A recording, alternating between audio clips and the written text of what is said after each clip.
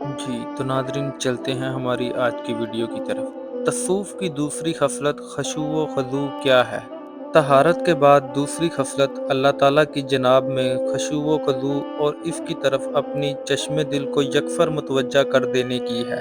اس کی تفصیل یہ ہے کہ ایک سلیم النفس آدمی کو جب کہ وہ اپنی طبیعت کے داخلی ضرورتوں اور گرد و پیش کے خارجی پریشانیوں سے فراغت حاصل کر چکا ہو، اگر اسے اس حالت میں اللہ تعالیٰ کی صفات، جلالت شان اور کبریائی یاد دلائیں اور اس کو کسی نہ کسی طریقے سے ذات باری کی طرف متوجہ کر دیں، تو اس وقت اس شخص پر حیرت و دہشت کی ایک ایسی کیفیت طاری ہو جاتی ہے اور مادیات و ماورا جو مقدس اور مجرد عالم ہے، اس عالم کے رنگوں میں سے ایک نہ ایک رنگ اس شخص کو اپنے احاطہ میں لے لیتا ہے۔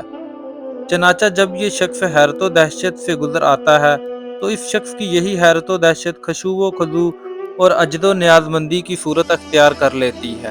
اس وقت اس شخص کی کیفیت ایسی ہوتی ہے جیسے ایک غلام اپنے آقا کی حضوری میں ہوتا ہے، یا ایک دہقان بادشاہ کے روبرو حاضر ہوتا ہے، یا جس طرح ایک محتاج فاعل ایک فیاض آدمی کے در پہ کھڑا ہو۔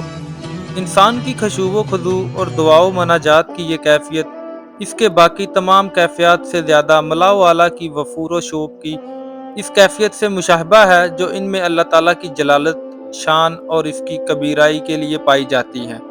جب انسان کا دل خشوع و خضوع کی کیفیت میں بالکل رنگا جاتا ہے اور خشوع و خضوع کا ملکہ اس کی فطرت کے جوہر اصلی کا ایک حصہ بن جاتا ہے، تو اس حالت میں اس شخص کے نفس اور ملا و اعلیٰ کے درمیان ایک دروازہ کھل جاتا ہے، جس کے راستے سے اس شخص پر ملا و اعلیٰ کی طرف سے جلیل القدر علوم و معارف نازل ہوتے ہیں۔ ان علوم و معارف کے لیے تجلیات الہی کالب بنتی ہے۔ تو ناظرین، آپ کو میری یہ ویڈیو کیسی لگی؟ کمنٹ باکس میں اپنی رائے کا اظہار ضرور کیجیے گا۔ ملتے ہیں نیکسٹ ویڈیو میں، تب تک کے لیے اللہ حافظ۔